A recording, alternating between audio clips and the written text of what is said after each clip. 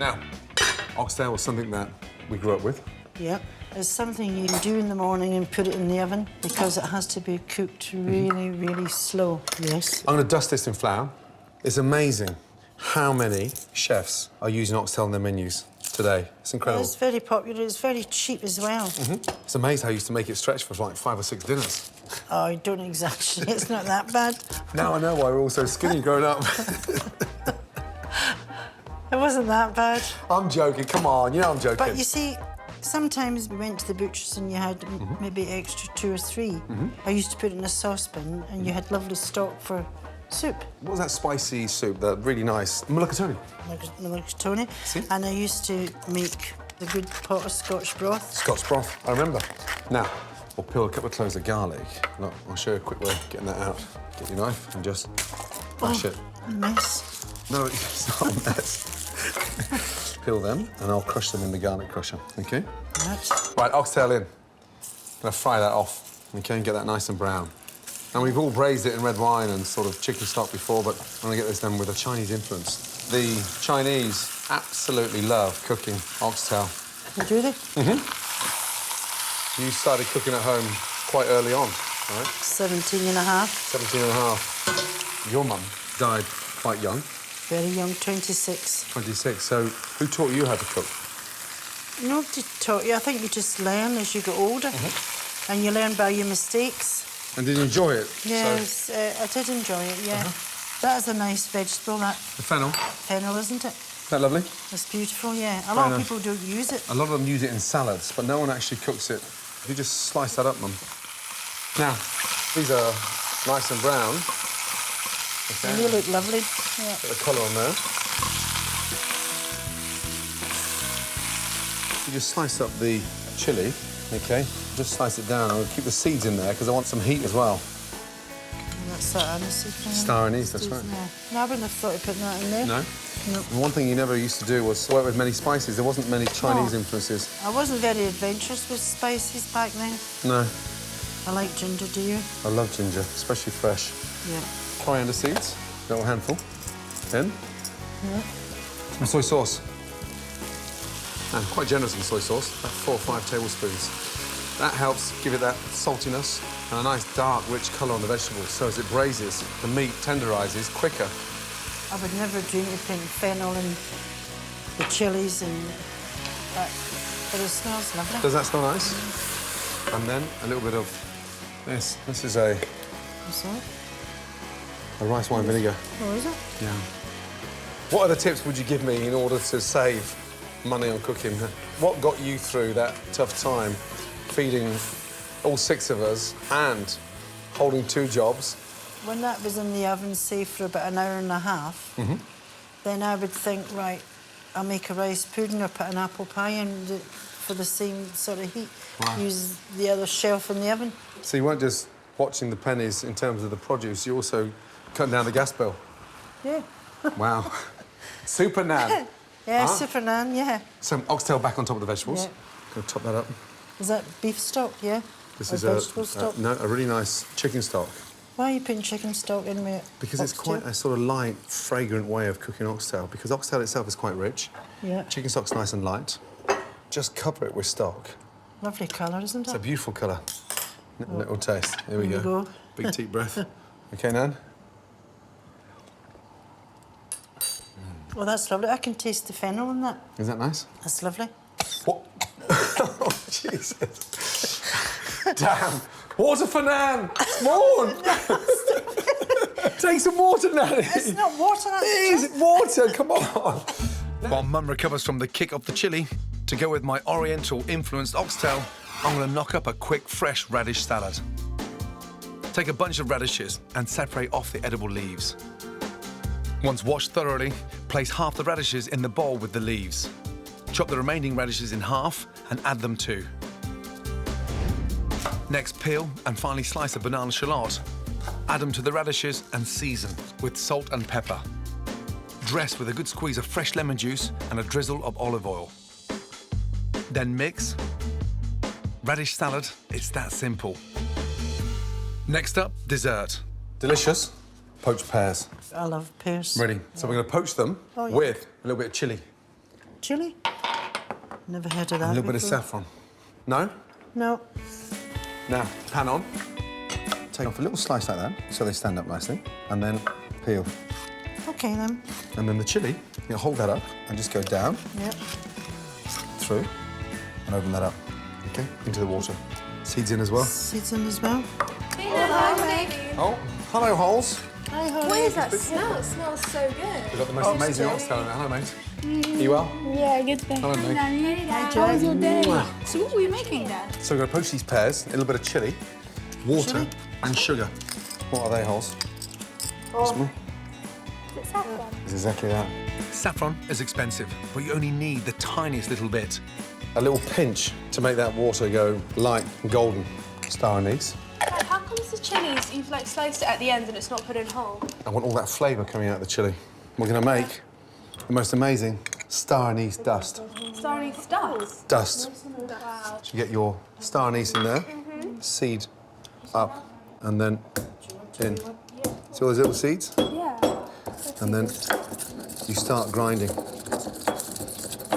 little teaspoon of ginger. Give it a nice mix. Thank you, mate.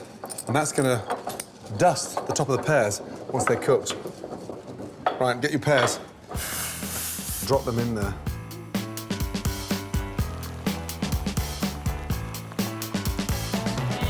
And that's what we're going to sprinkle. Ginger and star anise. Wow. How nice is that? Very good. Oh, that's lovely, isn't it? So once they're cooked, cool down, sprinkle that over the top. Right, have you guys got homework? Yes. See you guys Come back later. shortly. Thank you. Love you, Dad. Love you, Dad. Love you too. Turn that down Bye. and let them boil. Rihanna. Okay? Bye. Thank you, guys. Bye. After an 8-minute simmer, our pears should be ready. Now, just get your knife, Mum. Put the knife through and see how easy the knife is. Beautiful. So that means they're soft and cooked. Now, you can leave them in that overnight, 2 or 3 days. All right. And they just get darker and more beautiful. The good thing about the cooking liquor is that you don't throw that away because you can use that again for repoaching. Beautiful. I mean, they look impressive, They smell delicious, don't they? don't they? A bit of chilli. Look at the colours now. It's lovely, isn't it? Colours are amazing, man. And just, God, it smells delicious. doesn't it? And then take your little star anise dust and just dust over. Oh, look at that. That's lovely. Now for my favourite part, the oxtail. Wow. Look at that. That is beautiful. It just melts in your mouth, doesn't it? I love the way you see that just all See, yeah. sliding down the bone. There's no waste in that at all, is No. there? Could you carry that to the table, please, Nan? Yes, I will do. Lovely. And I will grab that. That is beautiful. This is my ultimate thrifty dinner. Sumptuous, slow-cooked Chinese braised oxtail with a light and peppery radish salad, followed by gorgeous chili poached pears with star anise dust.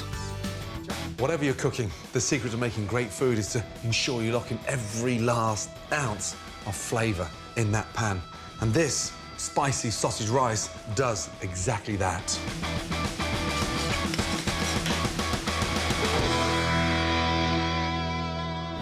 Take these spicy sausages and pierce that skin, because I want all that delicious, spicy sausage meat out of its casing. And you get more flavour from the sausage when you take them out the casing. Sausage is ready. Turn on the gas.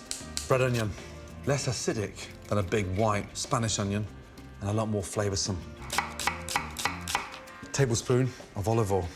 A tablespoon only, because I want all that fat coming out the sausages to sort of really help flavour the onions. Onions in. And the onions go in first because you can never rush cooking an onion. It's really important to sort of give them 5 to 6 minutes in the pan so you can really start to caramelise them. And now for my pepper. Slice round, wasting nothing. I want to see that sort of little core, those pips in the centre. No fine diced pepper. The rice is going to be cooking for 20 minutes, so I want the veg to sort of have texture after it's cooked. Pepper's in, a bit of garlic, 2 nice cloves.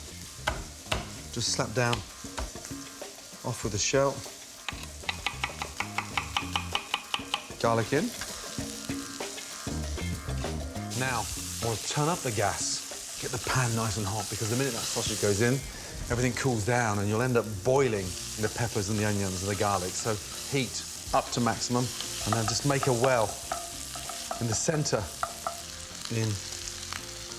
Now, start stirring quickly. And this is where you get so much more bang for your buck out of the sausages, because the skin's off and the real flavour of that spicy Italian sausage is going to come through.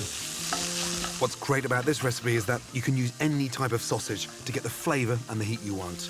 I've gone for the spicy Italian, but it's just as good with merguez or chorizo. A teaspoon paprika in, give it that really nice smoky flavour. Rice in, and we're going to sort of basically sear the rice. We call it, in the kitchen, blasting the rice, where we sort of saute the rice for 30 seconds, and it takes on all that flavour. Next, white wine. So the wine sort of deglazes the pan and washes all that flavour from the bottom of the pan into the rice. Stock in, bring it up to the boil, turn it down and let it simmer. Double stock to rice. Turn that gas down and let it simmer. So 12 to 15 minutes. And just give it the occasional stir. Keep an eye on it. Now, get ready to finish it. Slice spring onions, dice sweet, juicy tomatoes, and roughly chop earthy flat leaf parsley. Spring onions in, tomatoes in. Off with the gas. Really important. Otherwise, everything becomes overcooked. Flat leaf parsley in. But look at the volume in that pan now. That is an amazing way to take spicy Italian sausages to a completely different level. Beautiful.